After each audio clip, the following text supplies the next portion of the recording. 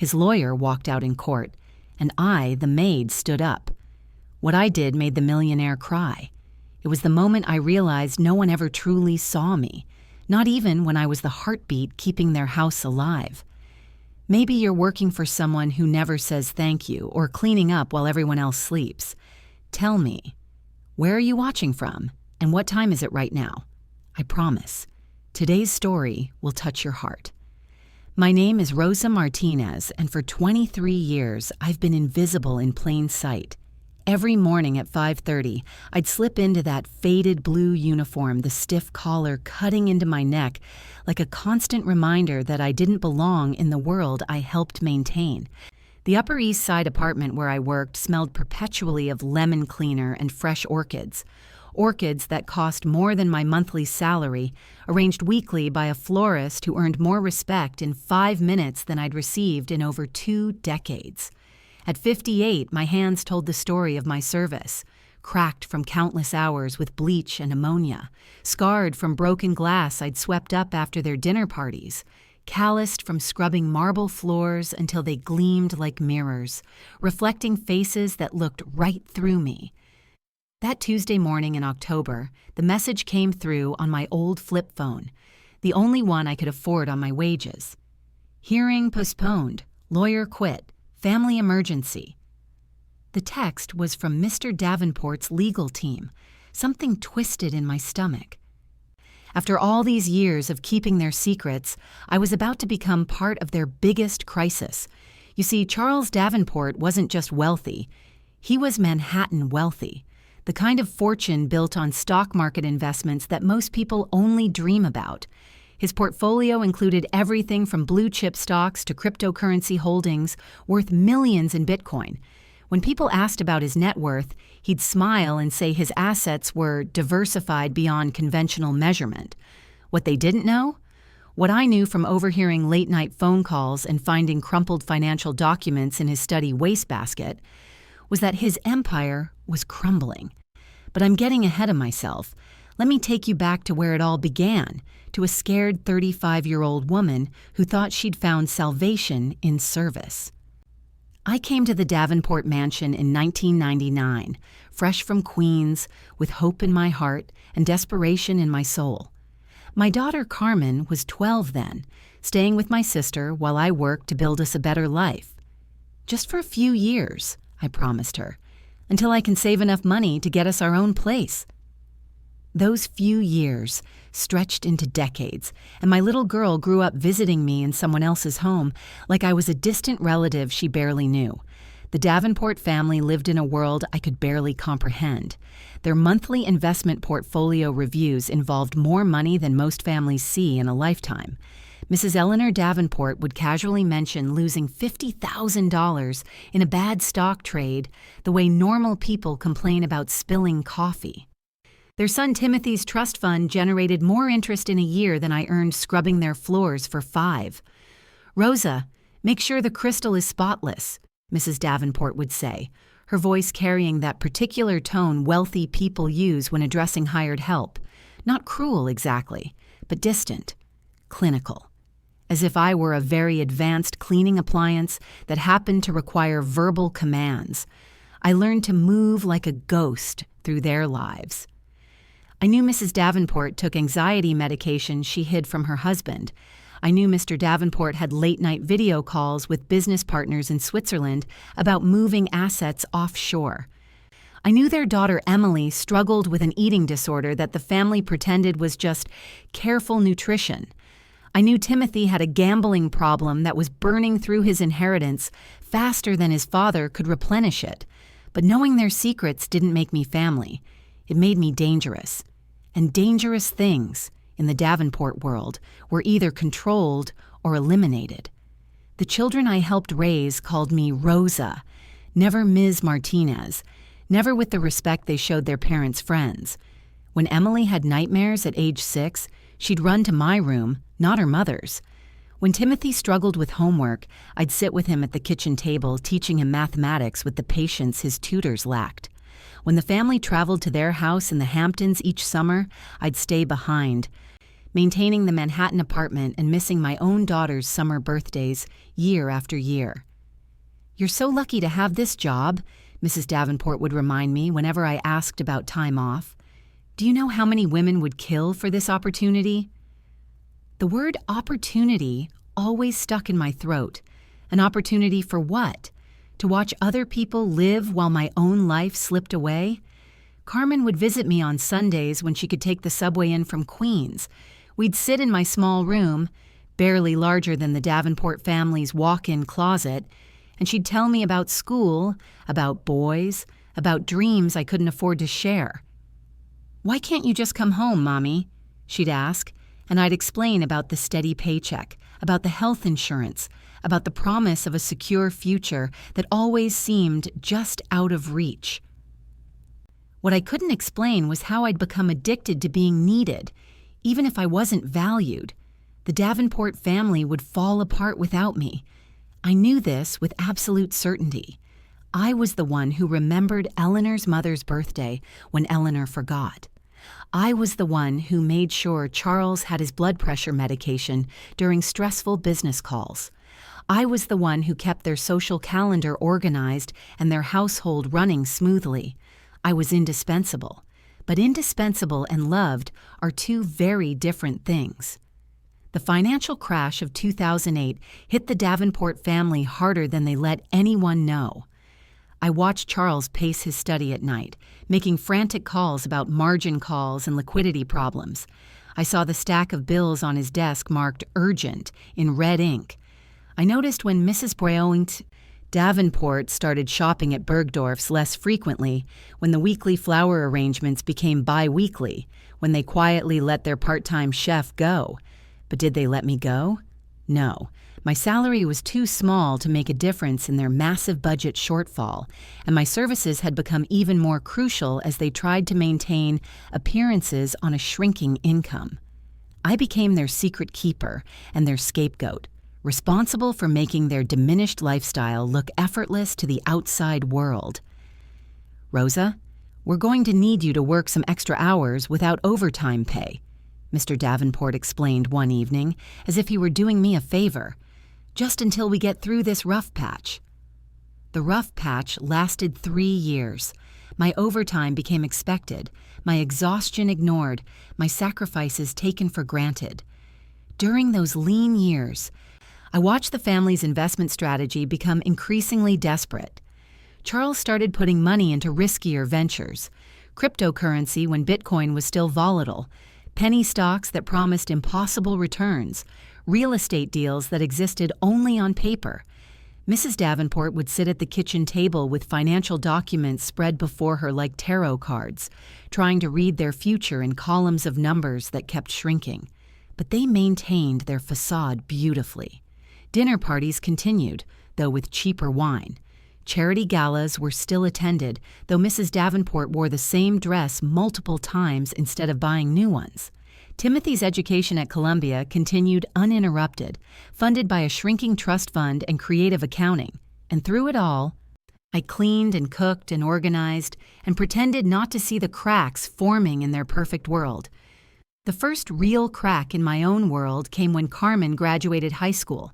She'd been accepted to Hunter College with a partial scholarship, but she needed help with living expenses. "I'm sorry, Mija," I had to tell her over the phone.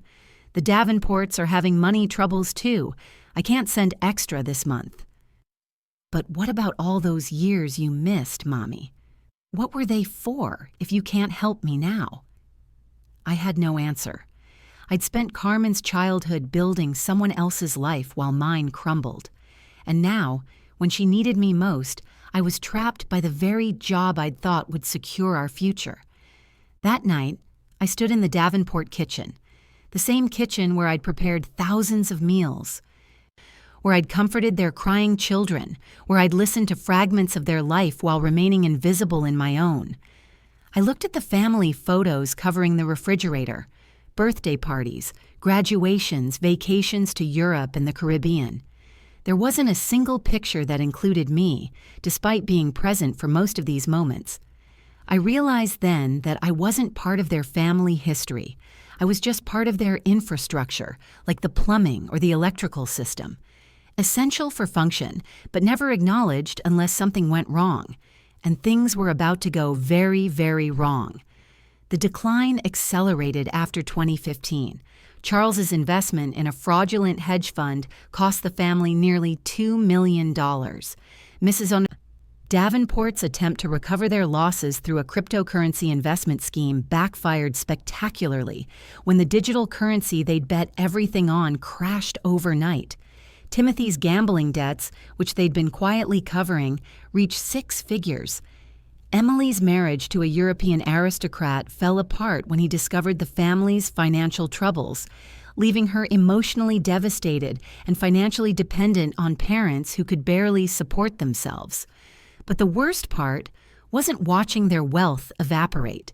It was watching them take their frustrations out on the only person who couldn't fight back: me. "Rosa, this house is a mess," Mrs. Davenport would snap, even when every surface gleamed. "Rosa, dinner was terrible tonight." Charles would complain about meals I'd prepared the same way for decades. "Rosa, you're getting sloppy in your old age," Emily would say when she came home from her failed marriage, redirecting her pain toward the safest target. My paycheck started arriving later and later. First a few days, then a week, then sometimes 2 weeks behind schedule. When I mentioned it, Charles would wave his hand dismissively. "You have a roof over your head and food on the table. That should be worth something." As if basic shelter was a luxury I should be grateful to receive in exchange for 60-hour work weeks. The breaking point came on a spring evening in 2022. I was polishing silver in the dining room when I overheard a phone conversation that changed everything. Charles was in his study, talking to his lawyer about a lawsuit involving the fraudulent hedge fund. Several investors were claiming he'd known about the illegal activities and had profited while others lost their savings. "We need a scapegoat," Charles was saying, "someone who had access to the documents but couldn't understand what they meant. Someone expendable." My blood turned to ice as I realized he was talking about me. After 23 years of loyalty, of keeping their secrets, of sacrificing my own life for their comfort, they were planning to frame me for their crimes. That night, I called my daughter for the first time in months. Carmen was 35 now, a nurse at Mount Sinai Hospital, married with 2 children I barely knew. "Mommy, you sound different," she said. "Are you okay?" How could I explain that I'd just realized I'd wasted the best years of my life serving people who saw me as disposable? How could I tell her that I'd chosen their family over ours, and they were about to destroy me anyway? "I think it's time for me to come home," I whispered. "Your room is still here," she said softly. "It's always been here." But leaving wouldn't be simple.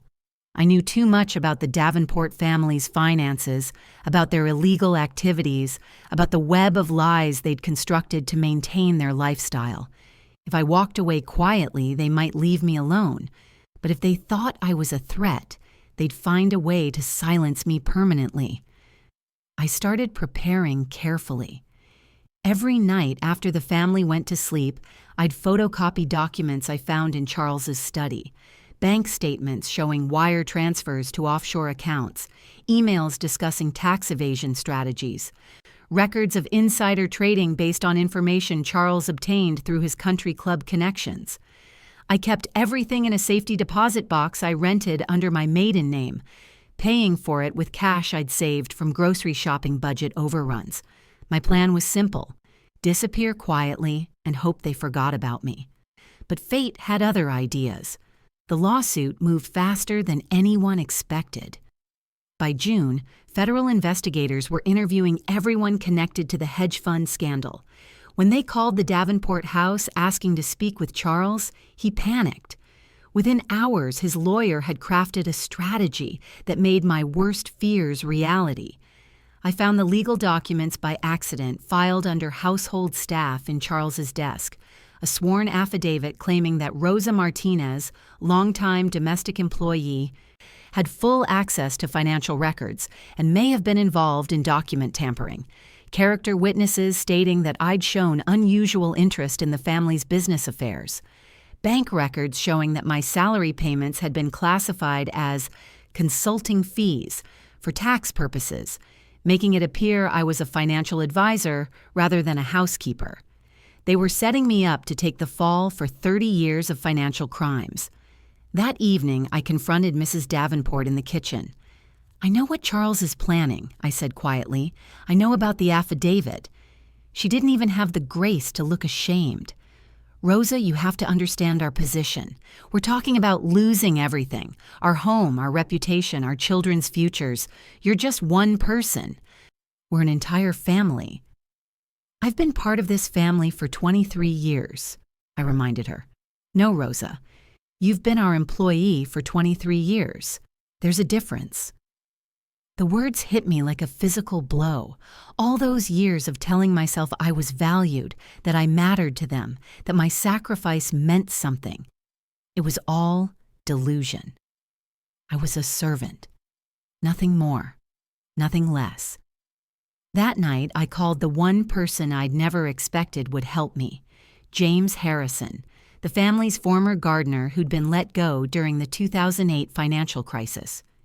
James was in his 70s now, living in a small apartment in the Bronx, but his mind was sharp and his sense of justice sharper. "I always wondered when they'd turn on you," he said when I explained the situation. "I seen this before, Rosa. Rich people don't go down alone. They always take someone with them." James had worked for wealthy families his entire career. He'd also worked as a paralegal before turning to gardening, and he'd kept his legal knowledge current through decades of watching his employer's legal troubles.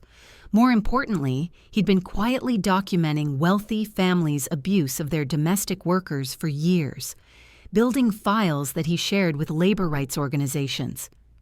"You got evidence?" he asked. I told him about the safety deposit box, about the documents I'd copied, about the years of financial irregularities I'd witnessed. James listened quietly, then smiled, the first genuine smile I'd seen in months. "Rosa, you might not know it, but you got them dead to rights. Question is, what you want to do about it?" What I wanted was simple: freedom.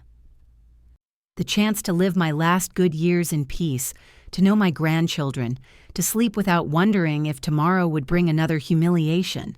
But what I needed was protection from people who had the money and connections to destroy me. "I want to disappear," I said, "but I want to make sure they can't hurt me." James nodded. "Then we're going to need to talk to some people." The people James introduced me to changed everything.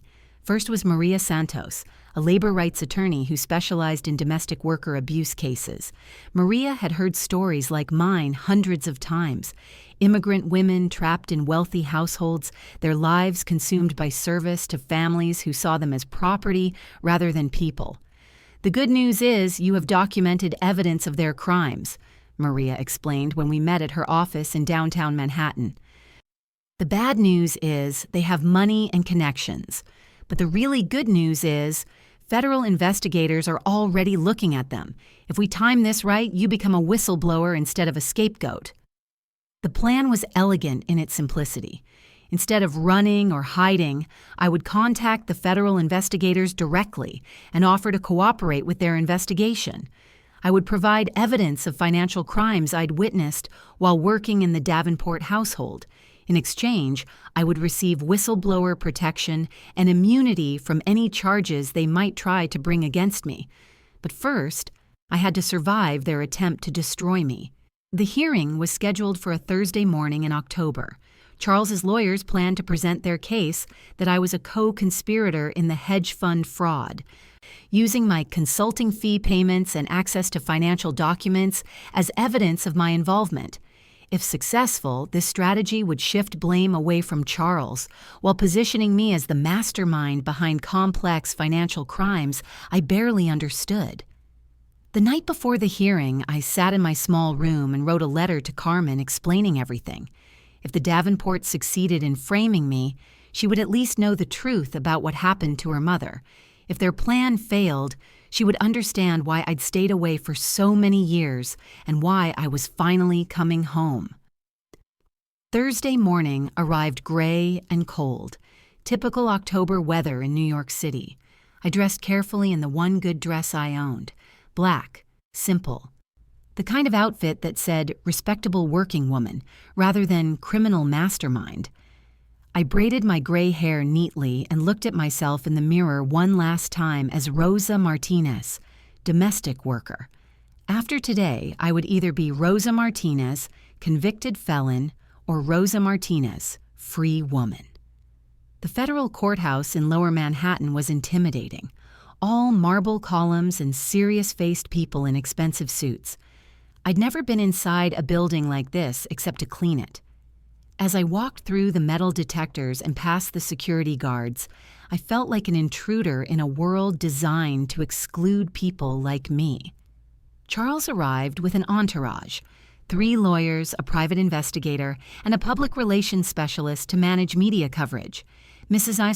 Davenport wore a navy blue dress that probably cost more than I earned in 6 months, and she'd hired a stylist to make her look like a grieving victim of financial fraud. They looked every inch the wealthy family wronged by their trusted employees' betrayal. I sat alone on a wooden bench, waiting for my appointed attorney, a public defender who'd met me for 20 minutes the week before and seemed more interested in processing my case quickly than defending me effectively. When my name was called, I walked to the defendant's table feeling like a lamb being led to slaughter. The Davenport family's lead attorney was a man named Richard Sterling, whose hourly rate exceeded my monthly salary. He stood up to present their opening statement with the confidence of someone who'd never lost a case involving wealthy clients and working-class defendants.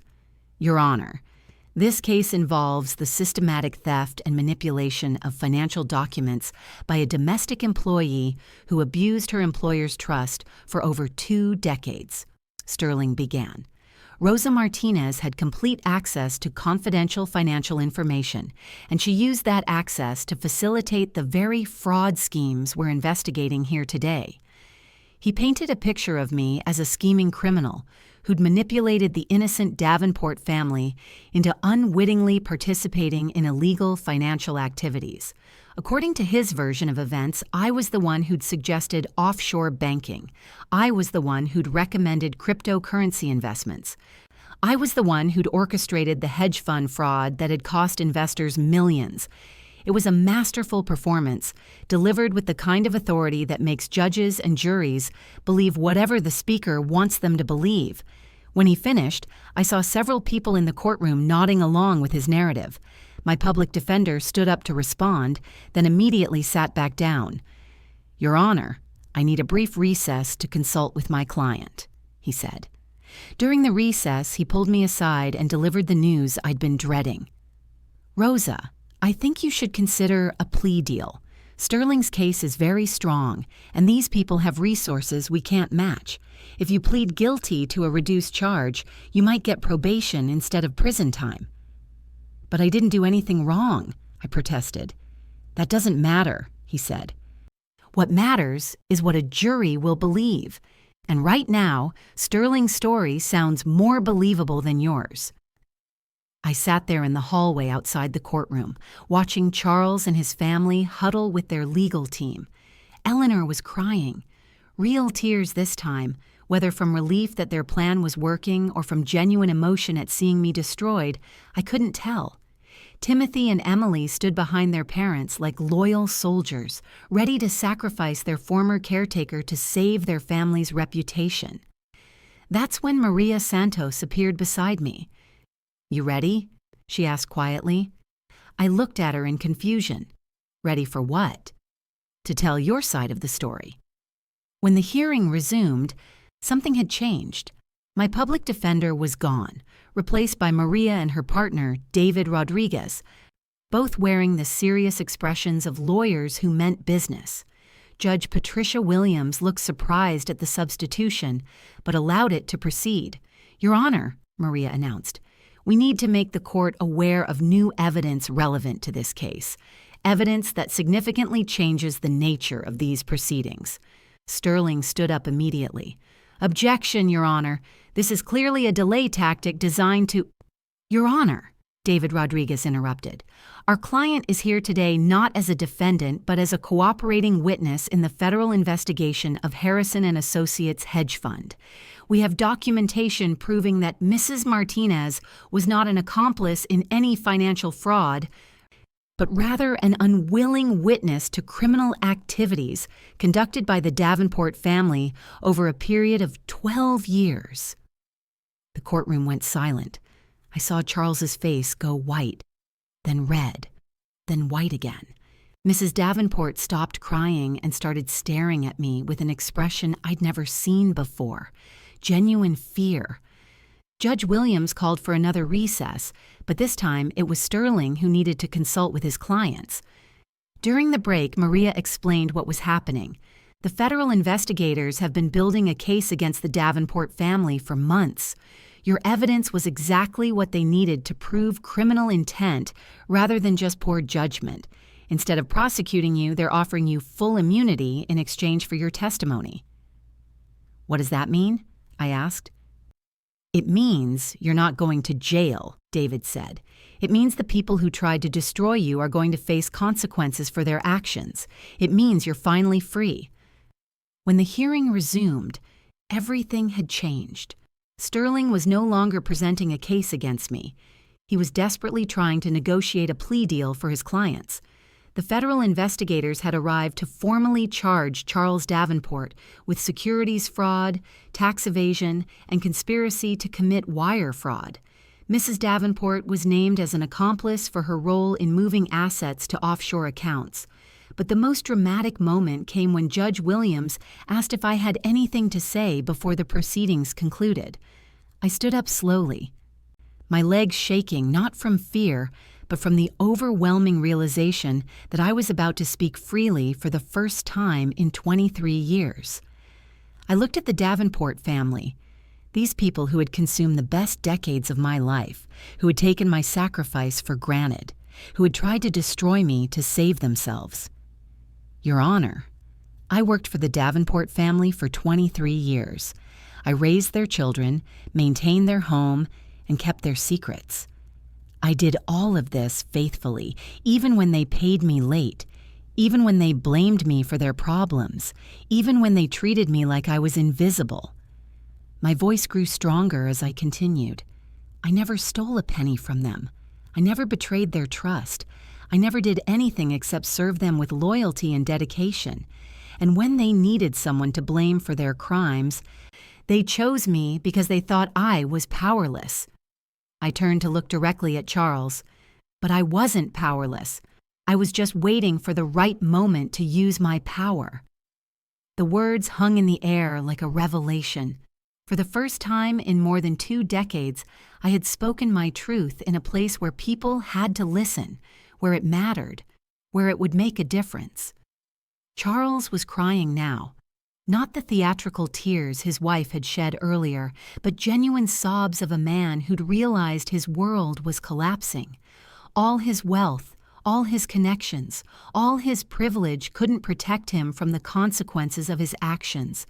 When someone brave enough to speak had finally found her voice, Sterling's final attempt to salvage the situation was pathetic.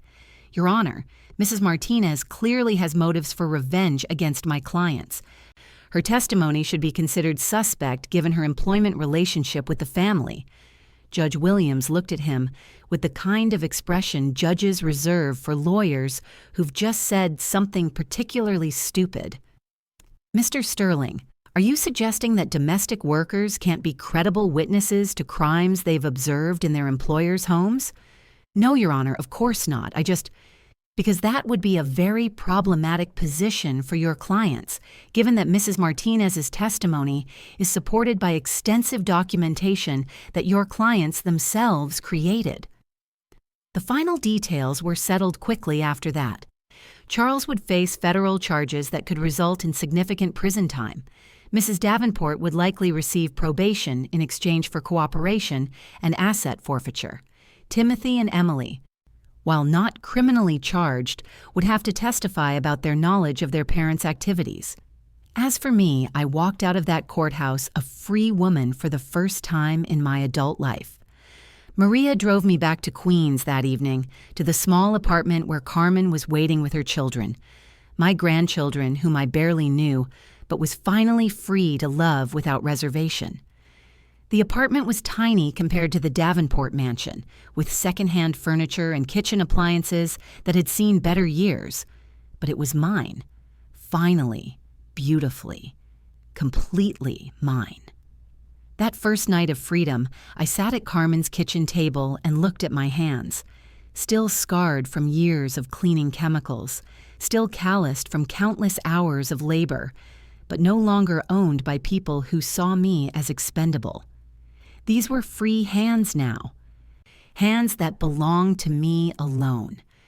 Carmen made café con leche the way I'd taught her 25 years ago, before I disappeared into service with the Davenport family. We sat together in comfortable silence, my grandchildren asleep in the next room, my daughter finally able to have her mother back after decades of sharing me with people who never deserved my loyalty. "What will you do now, Mommy?" Carmen asked. I thought about the question seriously. At 58, I had no retirement savings. The Davenports had paid me enough to survive, but never enough to build a future. I had no marketable skills beyond domestic work. I had no education beyond high school. But I had something I'd never possessed before, the freedom to discover who Rosa Martinez could become when she was finally living for herself. "I think I'd like to help other women," I said. "Women who are trapped like I was. Women who don't know they have rights, who don't know they can fight back." 6 months later, I was working with Maria's law firm as a paralegal assistant and community outreach coordinator. My job was to identify domestic workers who were being exploited and connect them with legal resources. It turned out that my years of invisibility had given me a unique qualification. I knew exactly how the wealthy treated their help, and I could spot abuse patterns that lawyers and social workers missed. The work paid less than my job with the Davenports, but it paid me in ways that money couldn't measure. Every woman I helped find her voice, every family that had to face consequences for their exploitation, every legal victory that established precedent for domestic worker rights. These were deposits in an account that would never run dry. 2 years after the courthouse hearing, I received an unexpected letter. It was from Emily Davenport, writing from the small apartment in Brooklyn where she now lived after her family lost their Manhattan home to asset forfeiture. "Dear Rosa," the letter began, "I know I have no right to contact you, and I understand if you throw this letter away without reading it. But I wanted you to know that I think about what we did to you every single day, and I'm ashamed of the people we became." Emily's letter was 5 pages long, filled with memories of childhood moments when I'd been more of a mother to her than her own mother had been. She wrote about realizing, as an adult, how much I'd sacrificed for their family and how little they'd given me in return. She wrote about understanding now that we'd stolen years from my life that could never be returned. "I can't undo what we did," she concluded, "but I wanted you to know that your courage in standing up to us changed me. I'm working now as a social worker with immigrant families, trying to make amends in the only way I know how. I hope someday you might forgive me, not because I deserve forgiveness, but because you deserve peace." I kept Emily's letter, not because I was ready to forgive, but because it represented something I'd never expected to receive: acknowledgement. After 30 years of invisibility, someone from that family had finally seen me as a human being whose life mattered. Charles served 18 months in federal prison, a sentence that seemed light considering the millions of dollars he'd cost investors, but significant for a man who'd never faced consequences for his actions before. Mrs. Davenport lost most of her wealth, but managed to avoid jail time through cooperation agreements and health considerations. The family's Manhattan apartment was sold to pay restitution to fraud victims, and their Hampton house went to settle tax liens. But the real justice wasn't in their punishment. It was in my freedom. On my 60th birthday, Carmen threw me a party in her backyard in Queens. It wasn't fancy. folding chairs and a sheet cake from the supermarket. But it was the first birthday party anyone had thrown for me since I was a child. My grandchildren, 8 and 10 now, had made decorations by hand. My new colleagues from the law firm came, along with other domestic workers I'd helped over the past 2 years. As I looked around at the faces of people who loved me for who I was, not what I could do for them, I realized something profound. I had spent 30 years trying to earn love through service, but love isn't earned. It's given freely, or it isn't love at all. James Harrison came to the party, now 74 and walking with a cane, but still sharp as ever. "You know what the difference is between then and now?" he asked me as we sat watching the children play. "What's that?" "Then, you was living someone else's life and calling it yours. Now, you living your own life and calling it what it is. Freedom." He was right. For the first time in my adult life, I was living by my own choices, on my own terms, for my own reasons. The apartment I shared with Carmen was small, but every corner of it reflected decisions I'd made for myself. The work I did was challenging, but it was work that fed my soul as well as my body. The relationships I had were real, built on mutual respect rather than economic dependence. Sometimes people ask me if I regret the years I spent with the Davenport family. The question assumes that those years were wasted, that I was a victim who lost the best part of her life to people who didn't deserve it. But I don't see it that way anymore. Those years taught me things I couldn't have learned any other way. They taught me that dignity can't be taken from you. It can only be surrendered. They taught me that love and need are different things, and that being needed isn't the same as being valued. They taught me that powerful people stay powerful by convincing the powerless that they can't survive without their oppressor's protection. Most importantly, those years taught me that courage isn't the absence of fear. It's the decision to act despite fear when acting is the right thing to do. The domestic workers I counsel now come to me carrying the same fears I carried for decades. Fear of being fired, of being deported, of being unable to support their families, of being destroyed by people with more money and power than they could ever imagine having. They tell me stories that sound like chapters from my own life. Families who promise respect but deliver contempt. Employers who demand loyalty but offer none in return. People who mistake kindness for weakness and service for submission. I listen to these stories with the compassion of someone who's lived them. And then I share the most important lesson I learned. The people who exploit your labor need you more than you need them. Without your work, their lives fall apart. With your silence, their crimes stay hidden. But your labor can be given elsewhere, and your silence can be broken when the time is right. The hardest part of my new life hasn't been the financial adjustment or the career change or even the legal proceedings that continued for years after that first hearing. The hardest part has been learning to believe that I deserve the respect I never received, the love I was never shown, the recognition I was never given. Some nights, I still wake up thinking I need to get dressed and report for duty. Some days, I still feel the urge to apologize for taking up space or asking for what I need. Some moments, I still hear Mrs. Davenport's voice telling me I should be grateful for whatever scraps of dignity I'm offered. But those voices grow quieter every year, drowned out by the voices of people who love me not for what I can do, but for who I am. Carmen tells her children stories about their abuela's courage. My colleagues seek my advice on difficult cases.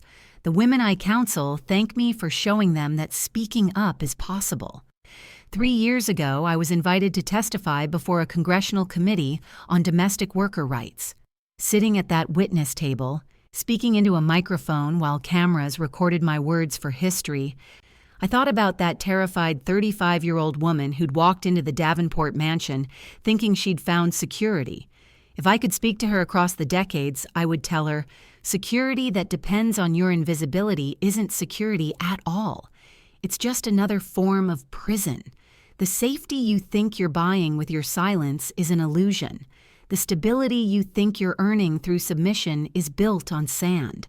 But I would also tell her, every day you survive, you're gathering strength for the moment when you'll need it most. Every secret you keep, you're learning the power of knowledge. Every humiliation you endure, you're developing the compassion you'll need to help others who face the same struggles. Your time will come. Your voice will be heard. Your story will matter. Today, at 61, I live in my own small apartment in Astoria. I grow herbs on my fire escape and have coffee with neighbors who know my name and use it when they greet me. I babysit my grandchildren and tell them stories about standing up for yourself and speaking truth to power. I work with women who are finding their way out of situations like the one I escaped, and I see my younger self in their courage. Sometimes I walk past the building where the Davenport family used to live. It's been converted to condominiums now, occupied by different families with different secrets and different domestic workers who may face some of the same struggles I faced. When I see those workers, hurrying to the subway after long days carrying shopping bags on their own time, looking tired but trying to stay invisible, I want to stop them and tell them what I learned. Too late. You are not invisible. You are seen by the people who matter. Your work has value beyond what they're willing to pay for it. Your life has meaning beyond what they're willing to recognize. Your voice has power, even when years of conditioning have taught you to keep it silent. And someday, when the time is right, you'll find the courage to use that voice. When you do, you'll discover what I discovered in that courtroom. The people who tried to make you feel small were actually afraid of how large your truth could become. The wealthy family that once controlled every aspect of my days now controls nothing in my life. Their money couldn't buy my silence when it mattered most. Their threats couldn't stop me from speaking when I finally found my voice.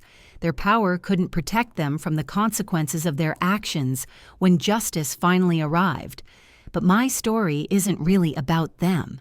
It's about the woman who spent decades believing she was powerless and then discovered that power had been inside her all along, waiting for the right moment to emerge. It's about the millions of women like me. Women who clean other people's homes while their own lives wait on hold. Women who raise other people's children while missing their own families grow up. Women who keep other people's secrets while their own stories go untold. We are not invisible. We never were. We were just living in a world that profited from pretending not to see us. But times are changing. Women are finding their voices, speaking their truths, demanding justice. The legal protections I help women access today didn't exist when I was trapped in service. The support networks that guide women to freedom now didn't exist when I was struggling alone. The public awareness that makes exploitation harder to hide didn't exist when powerful families could destroy their employees without consequences. Each woman who stands up makes it easier for the next woman to stand up. Each truth spoken makes it harder for the next lie to take hold. Each small victory creates precedent for larger victories to come. I think about this every morning now when I wake up in my own bed, in my own home, living my own life. I think about the letters I receive from women who found the courage to leave exploitative situations. I think about the families who've been forced to face consequences for their treatment of domestic workers. I think about the legal decisions that now protect women who once had no protection at all. Change comes slowly, but it comes. Justice arrives late, but it arrives. Freedom takes time, but it's worth the wait. The work I do now with Maria's firm has expanded beyond individual cases. We've established a network of safe houses for domestic workers who need emergency shelter while escaping abusive situations. We've created employment programs that help women transition from domestic work to other careers. We've lobbied for legislation that provides basic labor protections for household employees, the right to overtime pay, the right to workers' compensation, the right to be treated as human beings rather than property. Every victory starts with one woman finding the courage to say no more. Every legal precedent begins with someone willing to stand up in court and tell their truth. Every social change springs from individual stories that become too numerous and too powerful to ignore. Last month, I spoke at a conference of domestic workers from across the country, women from Texas who'd escaped families that took their passports and isolated them from the outside world. Women from California who'd worked 18-hour days without a single day off for years. Women from Florida who'd been paid less than minimum wage while being told they should be grateful for the opportunity. Their stories were my story, told in different accents and different circumstances, but with the same underlying truth. They had been made invisible by people who needed them to remain silent about what they saw and experienced. But as I looked out at that room full of women who had found their voices, who had escaped their situations, who were building new lives based on their own choices and values, I saw something beautiful. I saw the future.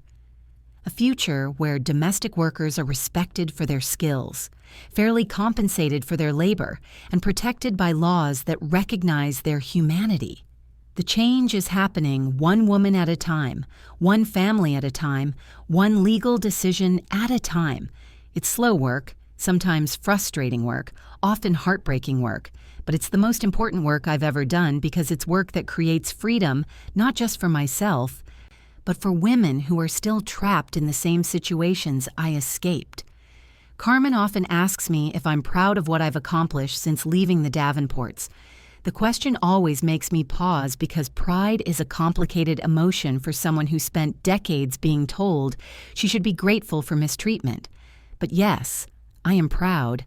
I'm proud that I found the strength to document evidence when it was dangerous to do so. I'm proud that I chose truth over security when the safe path would have been to accept whatever punishment they wanted to give me. I'm proud that I used my experience to help other women instead of letting bitterness consume me. Most of all, I'm proud that I finally learned to see myself the way my daughter always saw me, the way my grandchildren see me now, the way the women I counsel see me, not as a servant or a victim, but as a person whose life has value, whose story matters, whose voice deserves to be heard. The congressional testimony I gave 3 years ago became part of the record that led to the passage of the Domestic Workers' Bill of Rights in New York State. It's not perfect legislation, and it doesn't solve every problem, but it's a start. It establishes basic protections that didn't exist when I was cleaning the Davenport mansion. It creates pathways for workers to report abuse without fear of retaliation. It recognizes domestic work as real work, deserving of real protections. When Governor Hochul signed that bill into law, I was there in the ceremony. Maria stood beside me as the cameras flashed and the politicians made their speeches. For a moment, I thought about Mrs. Davenport's voice telling me I should be grateful for the scraps I was given. Then I looked at the signing ceremony, at the recognition that domestic workers deserved legal protection, at the tangible proof that our stories had changed policy, and I realized how far we'd all traveled. The little girl who would someday become a senator was probably being cared for by a domestic worker that very day. Maybe that worker would now have protections my generation never had. Maybe her story would unfold differently because women like me had found the courage to speak up about what we'd experienced. Change happens in generations. The seeds we plant today grow into the freedoms tomorrow's workers will take for granted. My apartment in Astoria is filled with photographs now. Pictures of my grandchildren's school plays, family dinners, birthday celebrations, ordinary moments that make up a life freely lived. There are photos from the law firm's holiday parties, from conferences where I've spoken, from graduations of women whose cases I've helped. But my favorite photograph was taken by Carmen last Christmas. It shows me in my kitchen, teaching my granddaughter Sophia how to make empanadas.